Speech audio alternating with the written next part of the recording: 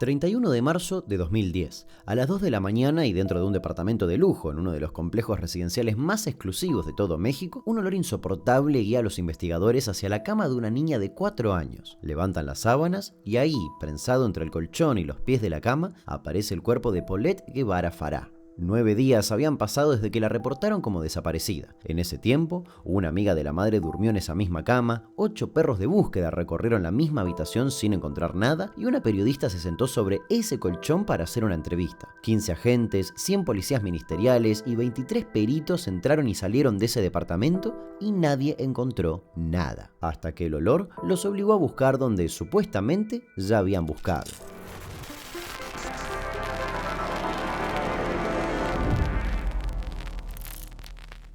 Interlomas es una zona residencial ubicada en las afueras de la Ciudad de México y es una de las más exclusivas del país. Ahí hay centros comerciales de primer nivel, colegios privados y complejos habitacionales con seguridad las 24 horas. Es el tipo de lugar donde las familias viven con la tranquilidad de que nada malo puede pasar. Y es exactamente ahí, en un departamento del complejo Porto Vita 2, donde vivía la familia Guevara Farah. Paulette nació el 20 de julio de 2005. Llegó al mundo de forma prematura a las 22 semanas de gestación, pesando apenas 800 gramos. Eso le trajo algunas consecuencias. Tenía una parálisis parcial provocada por un derrame en el cerebro y un trastorno del lenguaje expresivo. Paulette podía entender lo que le decían, pero le costaba mucho poder comunicarse. En cuanto a su movilidad, si bien los médicos inicialmente creían que no iba a poder caminar, gracias a la equinoterapia logró avances importantes y pudo hacerlo, aunque con dificultad y siempre con asistencia. Su madre era Lisette Farah y su padre Mauricio Guevara. Además, tenía una hermana mayor, Lisette, apodada Chess, que en ese momento tenía 7 años. La familia tenía 2 empleadas domésticas que también eran niñeras, las hermanas Erika y Marta Casimiro, las encargadas principales del cuidado de Paulette debido a sus necesidades. El fin de semana previo a la desaparición, Paulette había viajado a Valle de Bravo junto a su padre y su hermana. El domingo 21 de marzo de 2010, los 3 regresaron al departamento en Interlomas. Esa noche, la madre arropó a sus 2 hijas como siempre y las acostó a dormir. Todo parecía absolutamente normal. A la mañana siguiente, el lunes 22 de marzo, entre las 8 y las 8:30, la niñera Erika fue a la habitación de Paulette para despertarla. Ese día la niña iba a regresar a la escuela ya que había faltado desde el 12 de marzo, reportada como enferma. Cuando Erika entró al cuarto, la cama estaba vacía. Paulette sencillamente no estaba. Revisaron cada habitación, cada rincón, pero nada. Buscaron en las áreas comunes del edificio, en los estacionamientos y en los jardines, pero tampoco había rastros de la niña. Las puertas estaban intactas y las ventanas cerradas. El complejo Porto Vita 2 contaba con 16 cámaras de circuito cerrado y vigilancia permanente y los guardias de seguridad afirmaron no haber visto nada fuera de lo común, lo cual dejaba solo 2 opciones: o alguien la sacó sin ser visto o nunca salió del departamento. Cabe destacar que esas cámaras de seguridad transmitían en vivo, había un monitoreo en tiempo real, pero no grababan. Cuando Lisette pidió ver las grabaciones, le informaron que simplemente no había. En los días siguientes, la noticia comenzó a expandirse. El jueves 25 de marzo, la Procuraduría General de Justicia del Estado de México difundió un cartel con la foto de Paulette. La tía de la niña, Arlette Farah, envió correos electrónicos, subió la imagen a redes sociales y el caso se viralizó con una velocidad inusitada para la época. En cuestión de horas, Paulette Guevara Farah se convirtió en uno de los nombres más buscados de todo México. Y entonces llegaron las cámaras de televisión y con ellas las entrevistas a su madre. Pues que se había salido, la verdad, con alguna nana, con mi esposo o algo.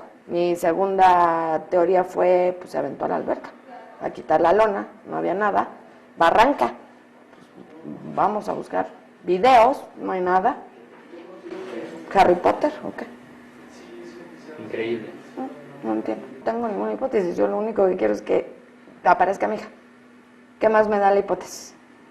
Si yo lo único que quiero es a mi hija. Lisette aceptó hablar con los medios. La periodista Lili Teles, de TV Azteca, fue una de las primeras en entrevistarla. La nota se grabó el 25 de marzo, apenas 3 días después de la desaparición, y se hizo en la habitación de Paulette, con ambas sentadas en la cama de la niña, mientras Lisette tocaba las sábanas y acomodaba las almohadas hablando de su hija. La entrevista duró unos 22 minutos, pero para la opinión pública algo no encajaba. Lisette, ¿qué fue lo que pasó? Yo acosté a mi hija a dormir. En esta cama. En esta cama. Esta es la cama de Paulette. La está estrenando aparte. ¿Y qué fue lo que sucedió?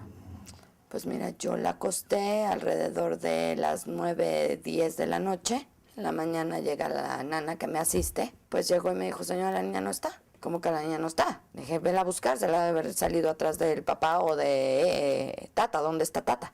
Ah, bueno, pues ahorita voy. Le estuvieron gritando. ¿Tata quién es? Tata es la otra muchacha. Regresa y me dice, no está la niña, señora. Y en eso me encuentro a mi esposo. Me dijo, la niña no está conmigo. Nos salimos desesperados. Se salieron ellos porque yo me quedé aquí gritándole, Polet, Polet, ¿dónde te escondiste? Polet, Polet. En ese momento empezaste a entrar en pánico. Sí. Sí. Yo me fui directamente a los policías porque según esto el edificio tenía circuito cerrado. ¿No tiene? Sí, pero no graban las cámaras.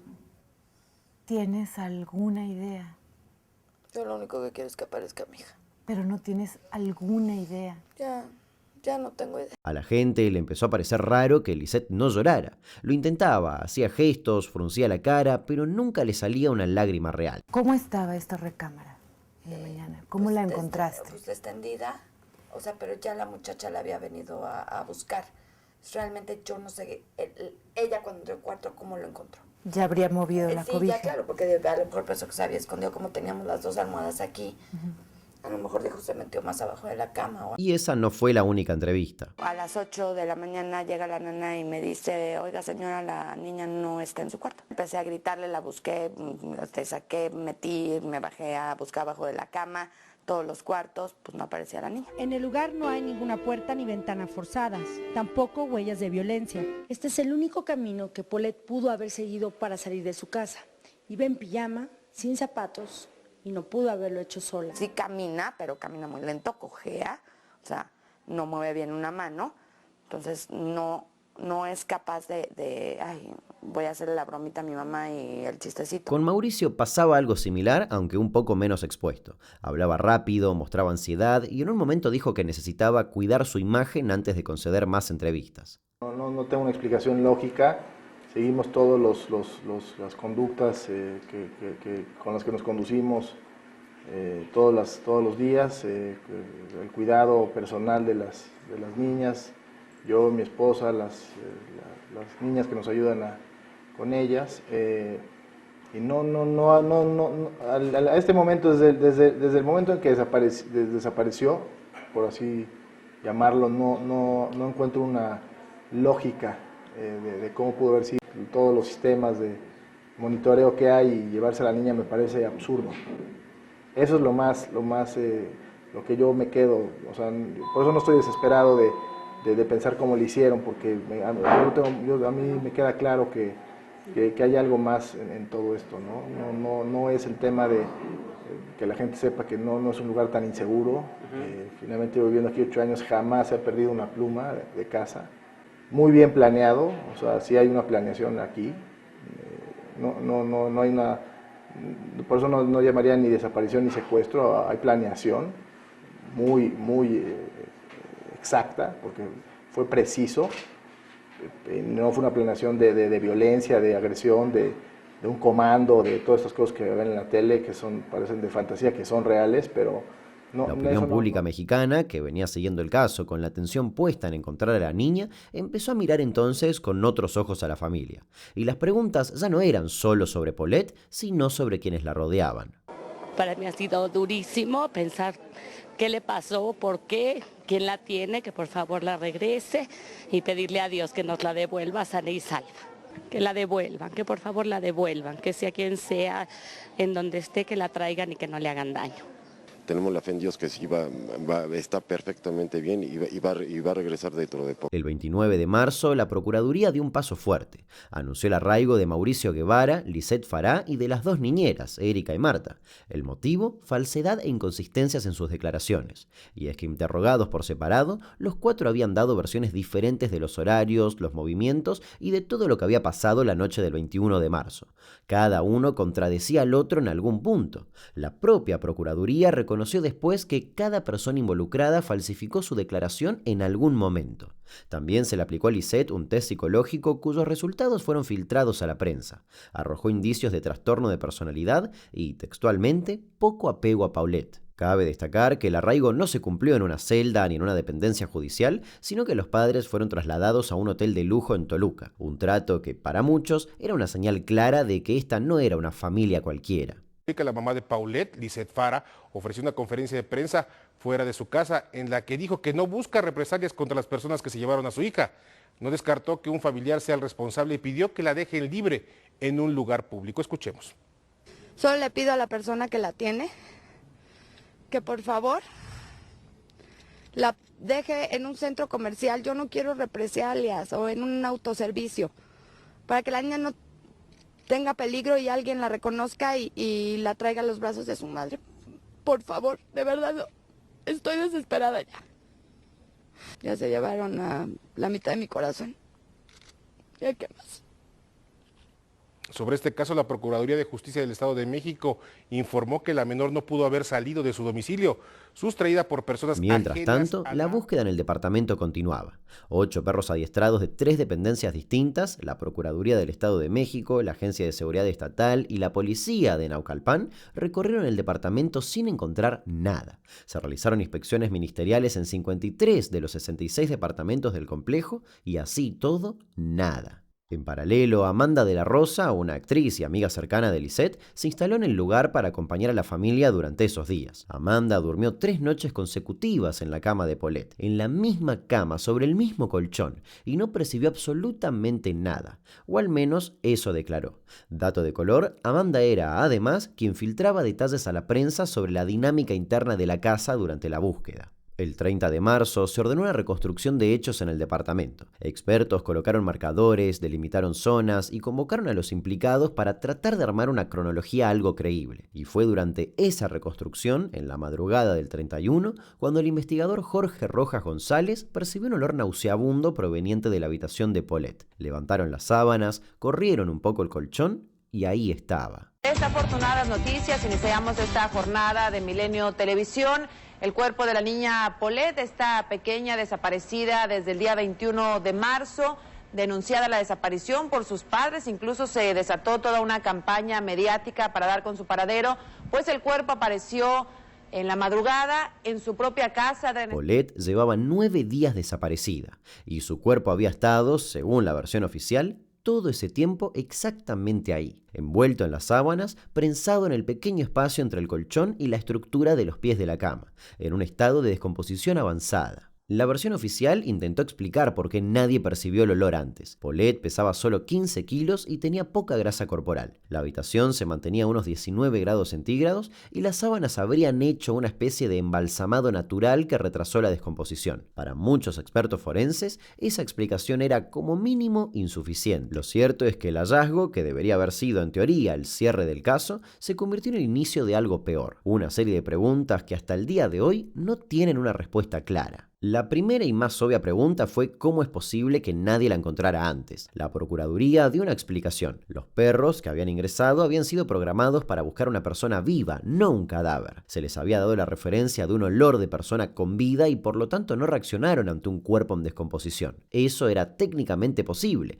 pero para muchos expertos difícil de aceptar del todo. La segunda pregunta era cómo una niña con discapacidad motriz pudo llegar sola hasta ese lugar. Paulette necesitaba ayuda para subir y bajar de la cama. Según la versión oficial, se habría movido durante la noche y habría quedado atrapada accidentalmente entre el colchón y la base. Pero ese espacio era extremadamente reducido. La idea de que una niña con esas condiciones llegara ahí solamente por su cuenta, sin hacer ruido ni pedir ayuda, era como mínimo difícil de imaginar. Además, algunos médicos que participaron de la autopsia indicaron que por el estado de descomposición, Paulette podría haber llevado muerta entre 3 y 5 días al momento del hallazgo y no los 9 que indicaba la cronología oficial. Si eso fuera cierto, significaría que el cuerpo no estuvo ahí desde el principio y que fue colocado después. Más adelante, la Procuraduría aceptó la colaboración del FBI. Se revisaron los documentos del caso, se inspeccionó la escena del crimen y se realizó una nueva necropsia.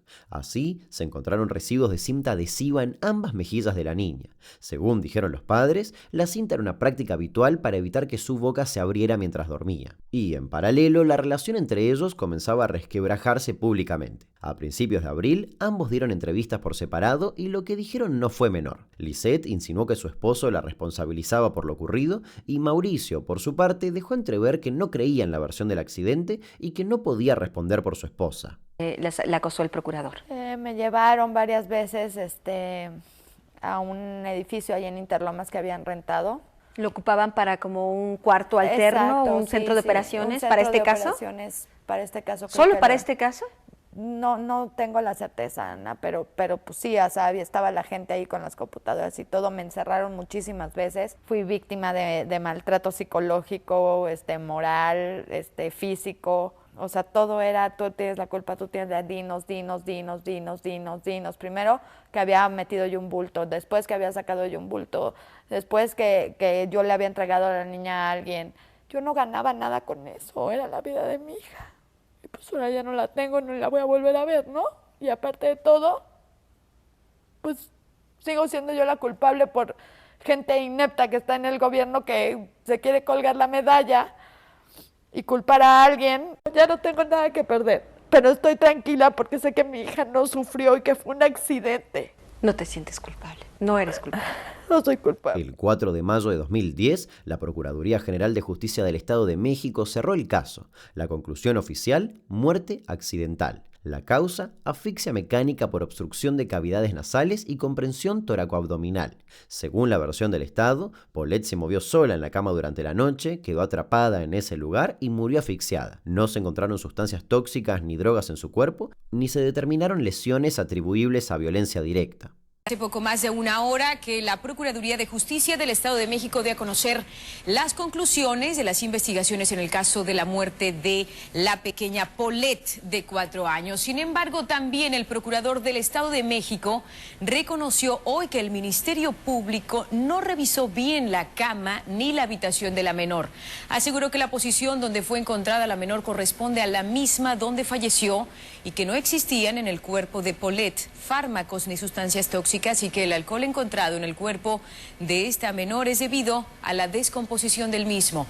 Como conclusión de la investigación, Bas dijo que la muerte de la menor fue un accidente. Algo importante es que el procurador Alberto Bas cambió su versión 3 veces a lo largo de la investigación. Primero, el 31 de marzo, tras el hallazgo del cuerpo, declaró en conferencia de prensa que se trataba de un homicidio. Apenas 5 días después, liberó a los padres y a las niñeras y semanas más tarde cerró el caso como accidente. Según la revista Proceso, una de las publicaciones más respetadas de México, lo que pasó fue Luis Enrique Miranda Nava, quien era secretario general del Gobierno de Estado de México y operador político directo de Enrique Peña Nieto, el gobernador de la entidad en ese momento. Según múltiples fuentes periodísticas, Miranda fue el arquitecto del giro de 180 grados en la investigación. Presionó directamente al procurador para cambiar la dirección del caso, pasó videos e imágenes a legisladores opositores para convencerlos de que la muerte fue accidental y trabajó para que el asunto se cerrara lo más rápido posible. La opinión pública mexicana no aceptó la conclusión oficial. Según encuestas de la época, el 80% de la población calificó el manejo del caso como malo o muy malo. Fue la peor crisis de opinión pública en la carrera de Peña Nieto hasta ese momento. El procurador Bas presentó su renuncia el 25 de mayo de 2010, apenas 21 días después de cerrar la investigación. Admitió que se había perdido credibilidad y que la controversia generada por el caso Paulette estaba dañando la relación entre las autoridades y la sociedad.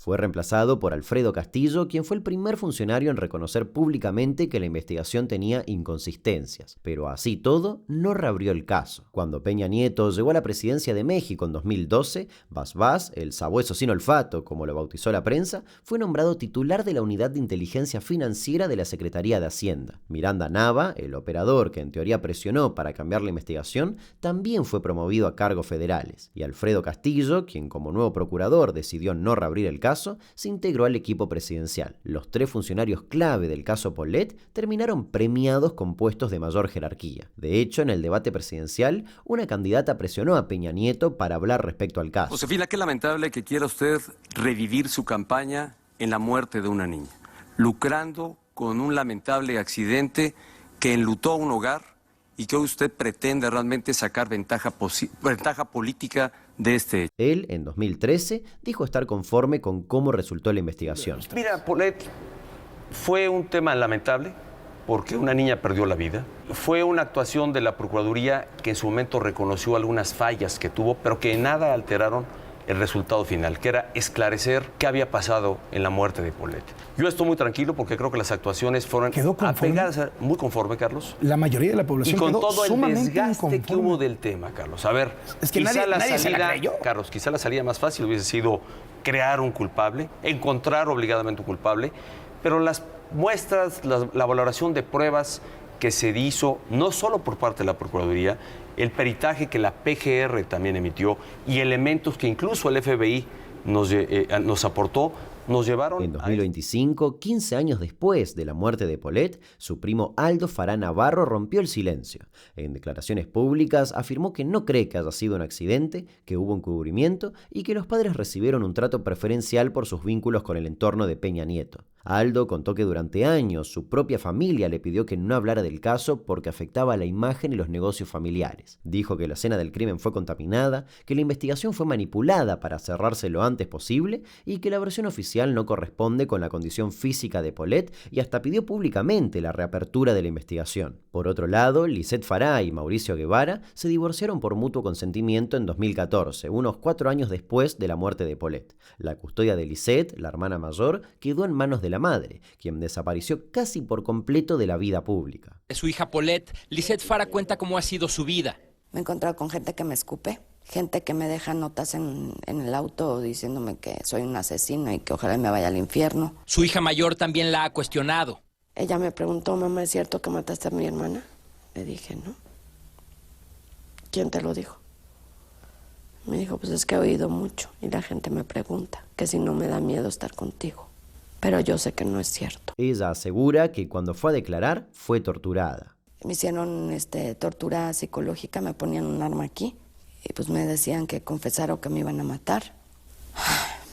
Me ponían una bolsa de plástico en la cabeza para que me asfixiaran y me la quitaban, que ya les dijera dónde estaba la niña. En algún momento intentó demandar al gobierno del Estado de México por daño moral. La demanda efectivamente llegó hasta la Suprema Corte de Justicia de la Nación, pero fue rechazada en 2014. De Mauricio Guevara se sabe muy poco. Mantuvo un perfil extremadamente bajo desde el principio y tras el divorcio prácticamente se fumó del radar mediático. De él quedó un dato que nunca se explicó del todo. Según fuentes periodísticas, en algún momento de la investigación habría afirmado que sabía dónde iban a encontrar a Paulette, pero que necesitaba garantías para dar esa información. Las niñeras, Erika y Marta Casimiro, fueron liberadas sin cargo. Nunca se las acusó formalmente y también desaparecieron de la escena pública. Amanda de la Rosa, la amiga de Lisette, que durmió en la cama de Paulette, publicó un libro titulado ¿Dónde está Paulette?, en julio de 2010, apenas 4 meses después de los hechos. El libro fue escrito sin permiso de la familia y causó la ruptura definitiva de su amistad con Lisette.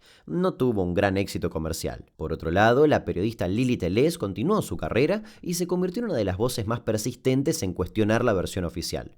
Hasta el día de hoy sostiene que el cuerpo fue plantado. Declaró públicamente que el cadáver no estaba en la cama cuando ella estuvo ahí. Esa declaración le trajo algunas consecuencias, ya que, según ella misma relató, recibió amenazas directas para que dejara de investigar el caso. En 2020, 10 años después de los hechos, Netflix estrenó Historia de un crimen, La búsqueda, una serie basada en el caso. Lisette Fará demandó a Netflix por daño moral y uso indebido de su imagen, reclamando hasta el 40% de las ganancias generadas. Tiempo después, Lisette, la hermana mayor de Paulette, ya siendo adulta, apareció en videos de TikTok también junto a su madre. Cuando los usuarios identificaron quiénes eran, el escrutinio fue tan intenso que tuvo que eliminar su perfil. El caso, a nivel judicial, nunca se reabrió. Y así quedó todo, oficialmente cerrado pero socialmente abierto, sin condenas, sin responsables y sin explicaciones que convenzan a alguna persona. Una niña de 4 años con discapacidad que supuestamente murió sola en su propia cama, en un departamento de lujo con vigilancia a las 24 horas y rodeada de adultos que dijeron no ver nada, ni oler nada, ni escuchar nada.